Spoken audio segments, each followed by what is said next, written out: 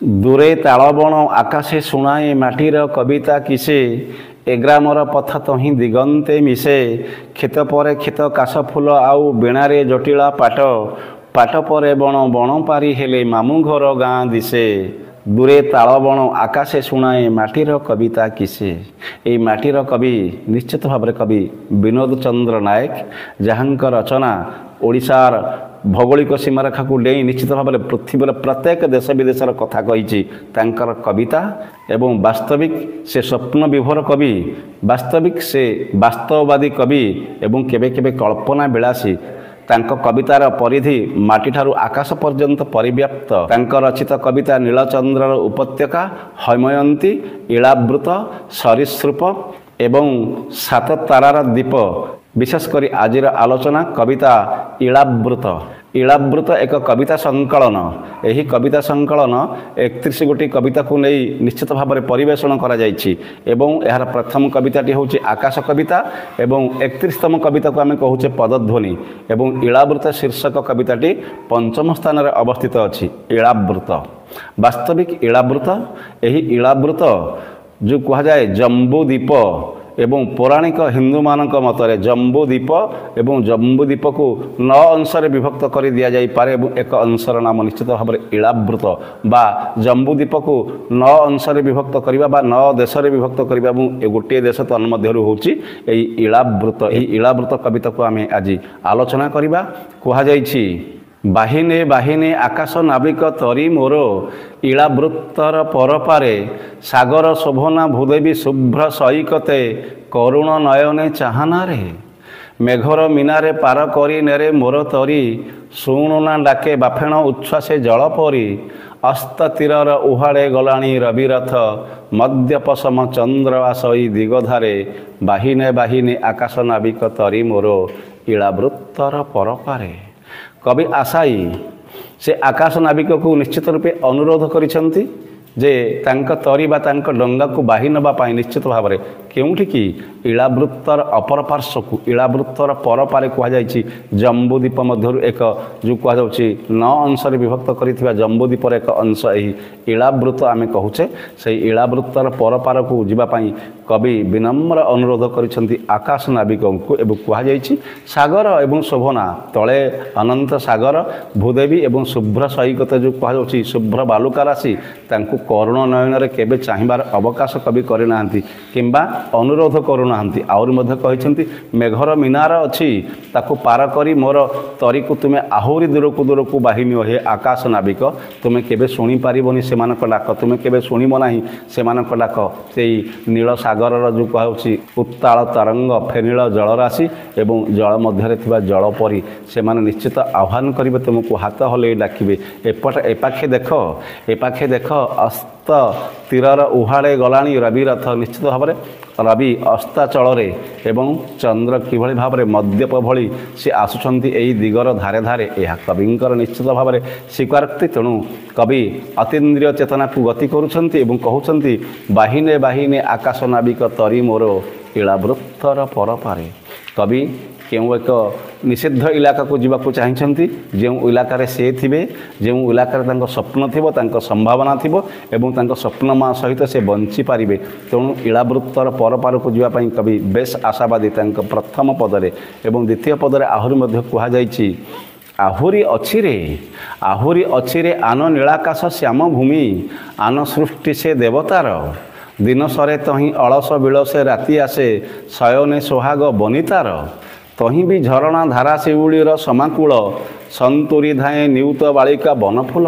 କବି ଆଶାବାଦୀ ସେ କହୁଛନ୍ତି ତାଙ୍କ ଆକାଶ ନାବିକକୁ ଆହୁରି ଅଛି ହେ ନାବିକ ଆନ ନୀଳାକାଶ ଶ୍ୟାମଭୂମି, ଆହୁରି ଏକ ନୀଳ ଆକାଶ ଅଛି। ଏ ଆକାଶର ପରିବ୍ୟାପ୍ତି ଏବଂ ଏ ଆକାଶ ବାହାରେ ଆଉ ଏକ ନୀଳ ଆକାଶ ଅଛି, ଆହୁରି ମଧ୍ୟ ଶ୍ୟାମଳ ଭୂମି ଅଛି ଏବଂ ଆହୁରି ଗୋଟେ ଦେବତାଙ୍କର ସୁନ୍ଦର ସୃଷ୍ଟିଟିଏ ଅଛି ଯେଉଁଠି ଦିନ ସରେ ଅତ୍ୟନ୍ତ ଅଳସ ବିଳସରେ ଉପଭୋଗ୍ୟର ଜୀବନ ସେଠି ବିତେଇବାକୁ ହୁଏ ଏବଂ ରାତି ସେଠି ଆସେ ଏବଂ ଶୋଇବାକୁ ହୁଏ, ଶୟନ କରିବାକୁ ହୁଏ সোহাଗରେ ଅତ୍ୟନ୍ତ ଆଦରରେ, ଯେଉଁଠି ବନିତା ଅର୍ଥାତ୍ ରମଣୀମାନଙ୍କ ସହ ସେ କହିଛନ୍ତି ଯେଉଁଠି ଝରଣା ନୀତି ପ୍ରବାହିତ ହୁଏ ଏବଂ ଯେଉଁଠି ଶିଉଳିମାନଙ୍କର ସମାରୋହ।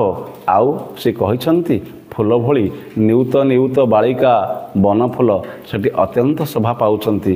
ଆହୁରି କୁହାଯାଇଛି ଭୃଙ୍ଗ ପହୁଡ଼ ଥାଏ ପାଖୁଡ଼ାର ପରାଗରେ ରଥାଙ୍ଗ ନାହିଁ ଯାଏ ଛାଡ଼ି ବଧୂ ନଦୀ ଧାରେ ବାହିନେ ବାହିନେ ଆକାଶ ନାବିକ ତରି ମୋର ଇଳାବୃତ୍ତର ଆରପାରେ।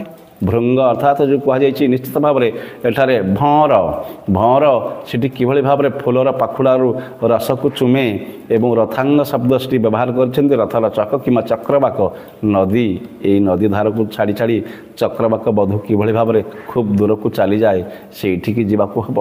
ସେଇ ଇଳାବୃତ୍ତର ଅପର ପାର୍ଶ୍ୱକୁ ଯିବାକୁ ହେବ, ଅନ୍ୟ ଏକ ଇଲାକାକୁ ଯିବାକୁ ହେବ ଯେଉଁଠି ସ୍ୱପ୍ନ ଥିବ, ସମ୍ଭାବନା ଥିବ, ଶିଉଳି ଫୁଲ ଥିବ, ଜହ୍ନ ଅଳସ ଢଙ୍ଗରେ ଆସୁଥିବେ ମଦ୍ୟପ ପରି ଏବଂ ରବି ଅସ୍ତ ଯାଉଥିବେ, ଆଉ ଯେଉଁଠି କେବେ ସମୁଦ୍ରର ଅଶାନ୍ତ ଢେଉ ମନକୁ ଭାରାକ୍ରାନ୍ତ କରୁନଥିବ ସେମିତି ଏକ ନିବୃତ୍ତ ଇଲାକାକୁ ଯିବା ପାଇଁ କବିଙ୍କ ଯୋଜନା। ସେଥିପାଇଁ ସେ ଆକାଶ ନାବିକଙ୍କୁ ଅନୁରୋଧ କରୁଛନ୍ତି ତାଙ୍କ ତରିକୁ ବାହି ନେବା ପାଇଁ। ଏବଂ ତୃତୀୟ ପଦରେ ଯଥାକ୍ରମେ କୁହାଯାଇଛି ସେ ଭୂମି କିନାରେ ଭିଡ଼ ତରି ମୋର ନାବିକରେ ଦୀପିତ ତହିଁରେ ଦୀପଶିଖା ନୀଳ ନିରବେଣୀ ନୀଳତର ଦିଶେ ଦେଖ ସେତ ନୁହେଁ ନିରଛାୟା ମରିଚିକା। ତେଣୁ ଏହା ମାୟା ନୁହେଁ, ଏହା ମରିଚିକା ନୁହେଁ। ଏଠି ଯେଉଁ କୁହାଯାଉଛି ଏଇ ଜଳଭାଗର ଜଳ କିଭଳି ଭାବରେ ଅତ୍ୟନ୍ତ ନୀଳିମାମୟ ଏବଂ ତା'ର ନୀଳ ବେଣୀ କେମିତି ଆହୁରି ନୀଳରୁ ଆହୁରି ନୀଳ ଦିଶେ ଏହି ଭୂଭାଗକୁ ସେ ନିଶ୍ଚିତ ଭାବରେ ଅବଲୋକନ କରୁଛନ୍ତି ଏବଂ ସେହି ଭୂମିରେ ତାଙ୍କ ତରି ଅର୍ଥାତ୍ ତାଙ୍କ ଡଙ୍ଗାକୁ ସେ ନିଶ୍ଚିତ ଭାବରେ ଅବସ୍ଥାପିତ କରିବା ପାଇଁ ନାଉରିକି କହିଛନ୍ତି ଯେ ଯେଉଁଠି ଦୀପଶିଖା ଦପ ଦପ ହୋଇ ଜଳି ଉଠେ। ଆହୁରି କହୁଛନ୍ତି ଏଠି ନିରଛାୟା କେବେ ମରିଚିକା ନୁହେଁ। ଲୋତକ ଲୋହିତ ପଥ ପିଚ୍ଛିଳ ଧରଣୀଏ ବିଷ ବିଶ୍ୱାସ କି ଅପରିମିତ ବ୍ୟଥା ଦିଏ ଜୀବନ ମରୁଏ ନାଗ ଫେଣି ଘେରା ଗୈରିକ ପଥ ଶେଷ ତାର ମୁକ୍ତି ମରଣ ଅଭିସାରେ ବାହିନେ ବାହିନେ ଆକାଶ ନାବିକ ତରି ମୋର ଇଳାବୃତ୍ତର ପରପାରେ। ସେ ବଞ୍ଚୁଥିବା ଭୂଖଣ୍ଡରେ ନିଶ୍ଚିତ ଭାବରେ ଲୁହ ଅଛି, ସେ ବଞ୍ଚୁଥିବା ଭୂଖଣ୍ଡ ଭିତରେ ରକ୍ତ ଅଛି ଏବଂ ଏହା ପିଚ୍ଛିଳ ଧରଣୀ ଯେଉଁଠି ଗୋଡ଼ ଖସି ଯିବାର ଭୟ ଅଛି। ସେ କହୁଛନ୍ତି ଯେଉଁଠି ବିଷ ଅଛି ଆଉ ଯେଉଁଠି ବିଶ୍ୱାସ ବି ଅଛି ଏବେ ଏଠି ଅପରିମିତ ବ୍ୟଥା ମଧ୍ୟ ଅଛି। ସେ ବଞ୍ଚୁଥିବା ପୃଥିବୀ ତାଙ୍କୁ ଅଣନିଶ୍ୱାସୀ ଲାଗୁଛି ଏହା ସେ କହୁଛନ୍ତି। ଜୀବନ ମରୁ ଏ ନାଗଫଣୀ ଘେରା ଗୈରିକ ପଥ ଶେଷ ଅର୍ଥାତ୍ ଜୀବନ ମରୁ, ଏଠି ଜୀବନ ମରୁଭୂମି ତୁଲ୍ୟ ଯେଉଁ କୁହାଯାଉଛି ଏବଂ ନାଗଫେଣୀ ଯେଉଁ କୁହାଯାଉଛି କଣ୍ଟକ ନିଶ୍ଚିତ ଭାବରେ ଘେରା ଗୈରିକ ପଥ ଶେଷ ତାର ମୁକ୍ତି ମରଣ ଅଭିସାରେ। ତେଣୁ ଏ ପଥ ସରିବ ମୁକ୍ତିରେ ଯେତେବେଳେ ମରଣର ଅଭିସାର ଆସିବ। ତେଣୁ ଜୀବନ କାଳ ଭିତରେ ସ୍ୱପ୍ନ ବିଳାସୀ ହେବା ଏଠି କବିଙ୍କୁ ମନା, ମଣିଷଙ୍କୁ ମନା। ତେଣୁ ଆମକୁ ଯିବାକୁ ପଡ଼ିବ, ସେଇଠିକି ଯିବାକୁ ପଡ଼ିବ ଯେଉଁ କୁହାଯାଉଛି ଇଳାବୃତ୍ତର ପରପାରେ ହେ ନାବିକ। ଆହୁରି ମଧ୍ୟ କୁହାଯାଇଛି ବାହିନେ ବାହିନେ ଆକାଶ ନାବିକ ତରି ମୋର ଇଳାବୃତ୍ତର ପରପାରେ। କବିତାର ଚତୁର୍ଥ ପଦରେ କବିଙ୍କ ସ୍ୱୀକାରୋକ୍ତି ମୁଁ ଶୁଣିଛି ଆହା ନିରାଶ କବିତା ନାହିଁ ଗାଏ ବିଭ୍ରମ ସୁରେ ତହିଁ କବି ମେଘେ ବିଦ୍ୟୁତ ନୃତ୍ୟ ନୂପୁର ବାଜେ ସତ ବୃତ୍ୟ ନୁହେଁ ତା ଭୈରବୀ। ସେ କହୁଛନ୍ତି ମୁଁ ଶୁଣିଛି ରେ ନାବିକ ସେଠି ନିରାଶ କବିତା କବି କେବେ ଗାଏ ନାହିଁ। ଯେଉଁ ଇଳାବୃତ୍ତର ଆରପାରକୁ ଯିବା ପାଇଁ ମୁଁ ତୁମକୁ ସନ୍ଧାନ କରୁଛି ସେଠି କବି କେବେ ନିରାଶାର କବିତା ଗାଇ ନାହିଁ ଏବଂ ବିଭ୍ରମ ସୁରରେ ତହିଁ କବି କେବେ କବିତାକୁ ରଚନା କରିନାହିଁ।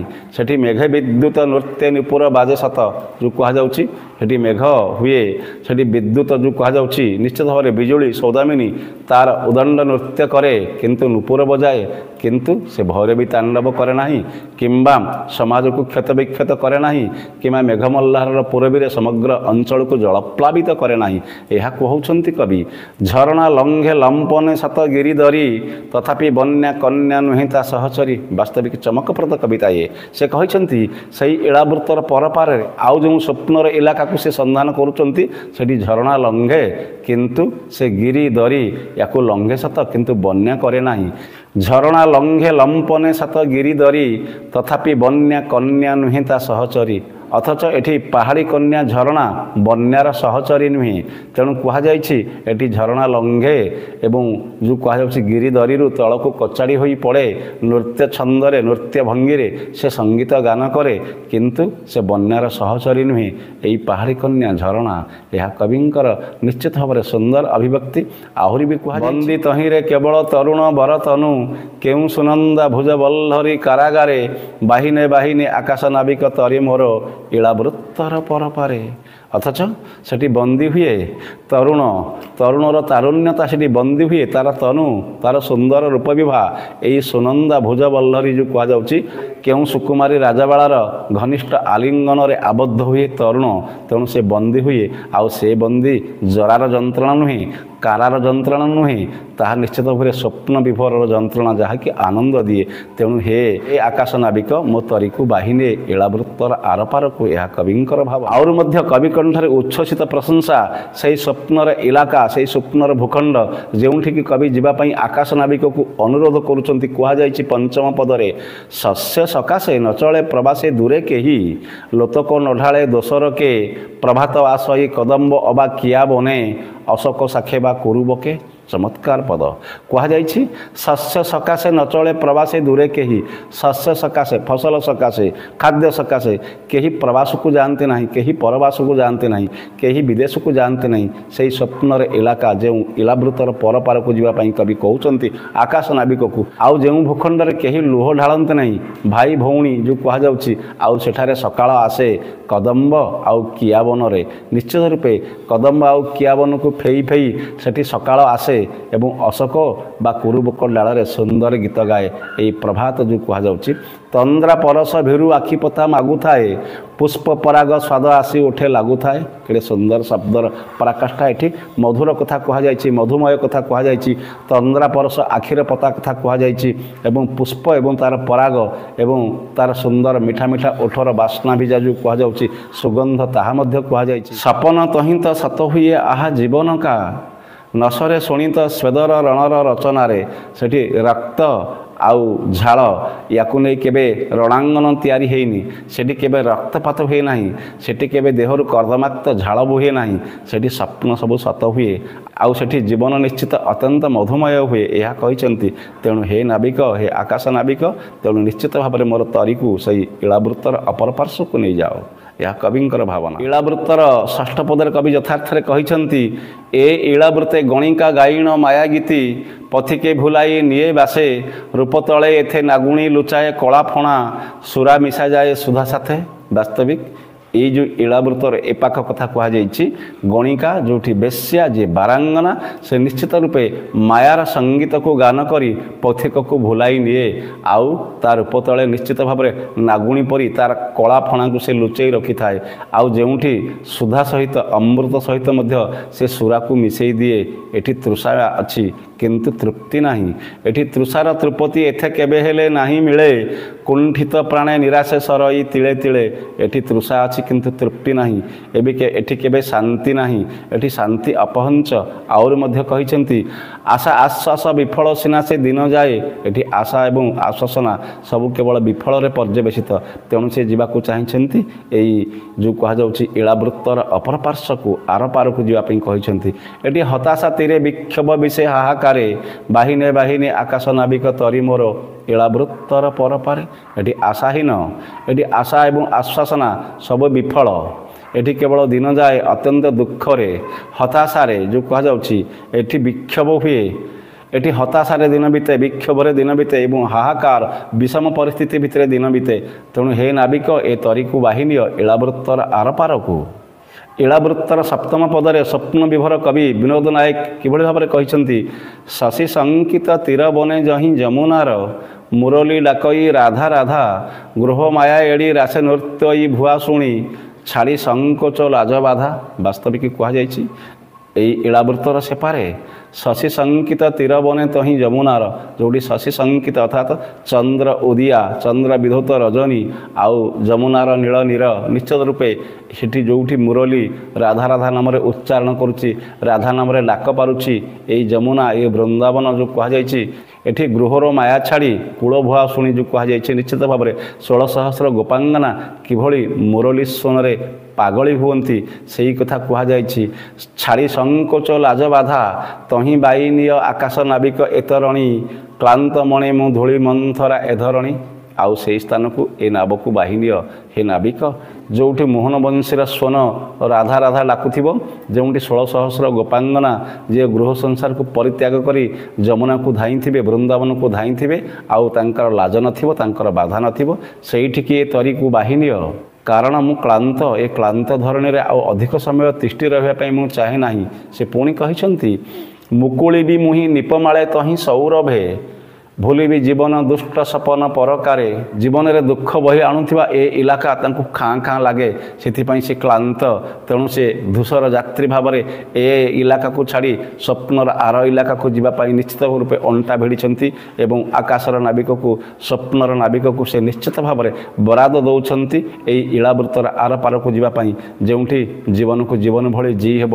ବାସ୍ତବିକ କବିଙ୍କର ଇଳାବୃତ୍ତ ଏକ ସୁନ୍ଦର କବିତା ଏବଂ ଏହାର ଅବଶିଷ୍ଟ ପଦଗୁଡ଼ିକୁ ପର ପର୍ଯ୍ୟାୟରେ ଆଲୋଚନା କରିବା। ବନ୍ଦେ ଉତ୍କଳ ଜନନୀ।